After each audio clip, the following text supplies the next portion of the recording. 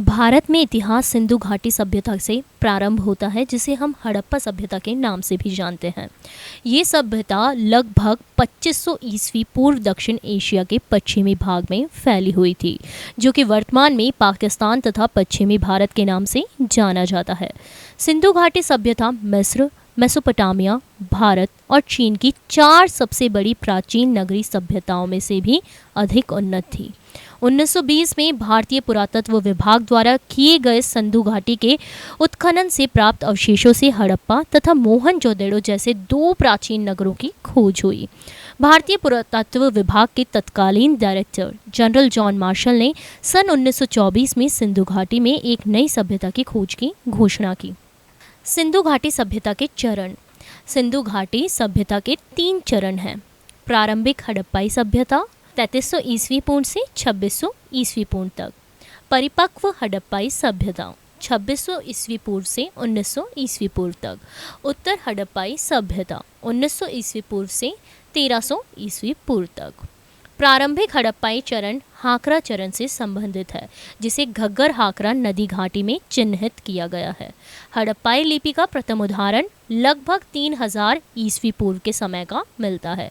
इस चरण की विशेषताएं एक केंद्रीय इकाई का होना तथा बढ़ते हुए नगरीय गुण थे। व्यापार क्षेत्र से विकसित हो चुका था और खेती के साक्ष्य भी मिले हैं। उस समय मटर, तिल, खजूर, रुई आदि की खेती होती थी। कोट दीजी नामक स्थान परिपक्व हड़प्पा सभ्यता के चरण को प्रदर्शित करता है।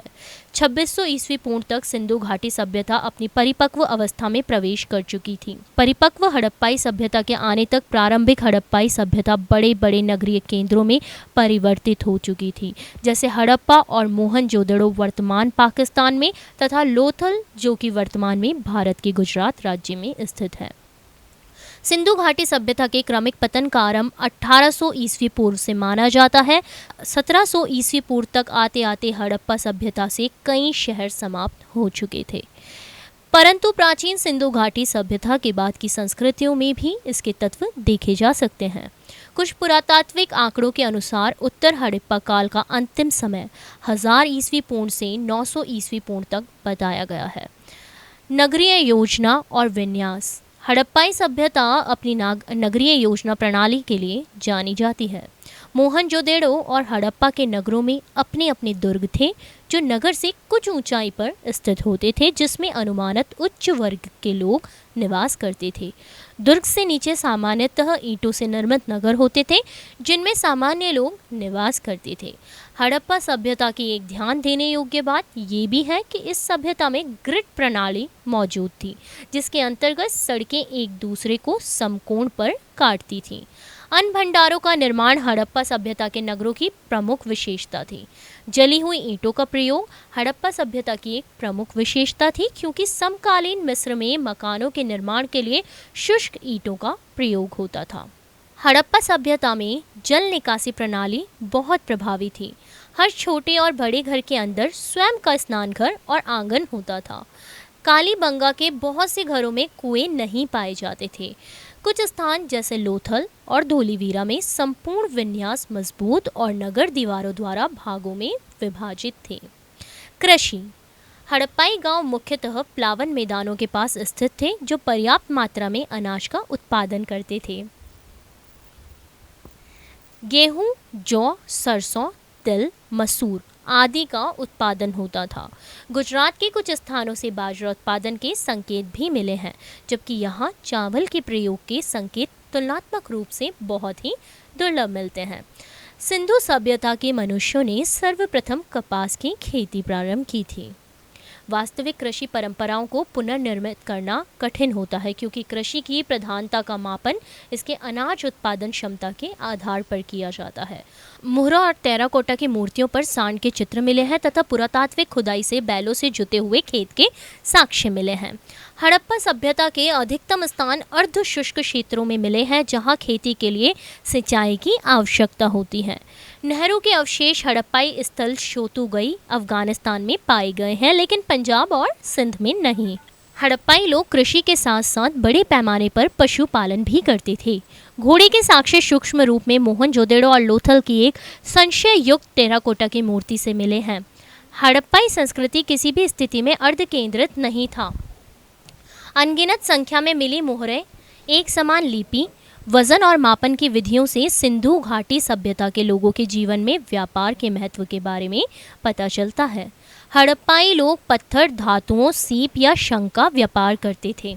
धातु मुद्रा का प्रयोग नहीं होता था। व्यापार की वस्तुएं विनिमय प्रणाली मौजूद थी। अरब सागर के तट पर उनके पास कुशल नौवहन प्रणाली भी मौजूद थी। उन्होंने उत्तरी अफगानिस्तान में अपनी व्यापारिक बस्तियां स्थापित की थी, जहां से प्रामाणिक रूप से मध्य एशिया से सुगम व्यापार होता था। दजला फरात नदियों की भूमि वाले क्षेत्र से हड़प्पा वासियों के वाणिज्यिक संबंध थे। हड़प्पाई प्राचीन लेपिस लाजुली मार्ग से व्यापार करते थे, जो संभवतः उच्च लोगों की सामाजिक पृष्ठभूमि से संबंधित था। शिल्पकला। हड़प्पाई कांसे की वस्तुएं निर्मित करने की विधि उसके उपयोग से भली भांति परिचित थी। तांबा राजस्थान की खेतड़ी खान से प्राप्त किया जाता था और टिन अनुमानत अफगानिस्तान से लाया जाता था। बुनाई उद्योग में प्रयोग किए जाने वाले ठप्पे बहुत सी वस्तुओं पर पाए गए हैं। बड़ी बड़ी ईंट निर्मित संरचनाओं से राजगिरी जैसे महत्वपूर्ण शिल्प के साथ साथ राजमिस्त्री वर्ग के अस्तित्व का पता चलता है। हड़प्पाई नाव बनाने की विधि, मनका बनाने की विधि, मोहरे बनाने की विधि से भली भांति परिचित थे। टेराकोटा की मूर्तियों का निर्माण हड़प्पा सभ्यता की महत्वपूर्ण शिल्प विशेषता थी। जौहरी वर्ग सोने, चांदी और कीमती पत्थरों से आभूषणों का निर्माण करते थे। मिट्टी के बर्तन बनाने की विधि पूर्णतः प्रचलन में थी। हड़प्पा वासियों की स्वयं की विशेष बर्तन बनाने की विधियां थी। हड़प्पाई लोग चमकदार बर्तनों का निर्माण करते थे। संस्थाएं। सिंधु घाटी सभ्यता बहुत कम मात्रा में लिखित साक्ष्य मिले हैं, जिन्हें अभी तक पुरातत्वविदों तथा शोधार्थियों द्वारा पढ़ा नहीं जा सका है। एक परिणाम के अनुसार सिंधु घाटी सभ्यता में राज्य और संस्थाओं की प्रकृति समझना काफ़ी कठिनाई का कार्य है। हड़प्पाई स्थलों पर किसी मंदिर के प्रमाण नहीं मिले हैं, अतः हड़प्पा सभ्यता में पुजारियों के प्रभुत्व व विद्यमानता को नकारा जा सकता है। हड़प्पा सभ्यता अनुमानतः व्यापारी वर्ग द्वारा शासित थी। अगर हम हड़प्पा सभ्यता में शक्तियों के केंद्रण की बात करें तो पुरातत्वीय अभिलेखों द्वारा कोई ठोस जानकारी नहीं मिलती है। कुछ पुरातत्वविदों की राय में हड़प्पा सभ्यता में कोई शासक वर्ग नहीं था तथा समाज के हर व्यक्ति को समान दर्जा प्राप्त था। कुछ पुरातत्वविदों की राय में हड़प्पा सभ्यता में कई शासक वर्ग मौजूद थे जो विभिन्न हड़प्पाई शहरों में शासन करते थे। धर्म। टेराकोटा की लघु मूर्तियों पर एक महिला का चित्र पाया गया है। इनमें से एक लघु मूर्ति में महिला के गर्भ से उगते हुए पौधे को दर्शाया गया है। हड़प्पाई पृथ्वी को उर्वरता की देवी मानते थे और पृथ्वी की पूजा उसी तरह करते थे जिस प्रकार मिस्र के लोग नील नदी की पूजा देवी के रूप में करते थे। पुरुष देवता के रूप में मोहरों पर 3 शंगी चित्र पाए गए हैं, जो कि योगी की मुद्रा में बैठे हुए हैं। देवता के एक तरफ हाथी, एक तरफ बाघ, एक तरफ गैंडा तथा उनके सिंहासन के पीछे भैंसा का चित्र बनाया गया है। उनके पैरों के पास 2 हिरणों के चित्र हैं। चित्रित भगवान की मूर्ति को पशुपतिनाथ महादेव की संज्ञा दी गई है। अनेक पत्थरों पर लिंग तथा स्त्री जनन अंगों के चित्र पाए गए हैं। सिंधु घाटी सभ्यता के लोग वृक्षों तथा पशुओं की पूजा किया करते थे। सिंधु घाटी सभ्यता में सबसे महत्वपूर्ण पशु एक सींग वाला गैंडा था तथा दूसरा महत्वपूर्ण पशु कुबड़ वाला सांड था।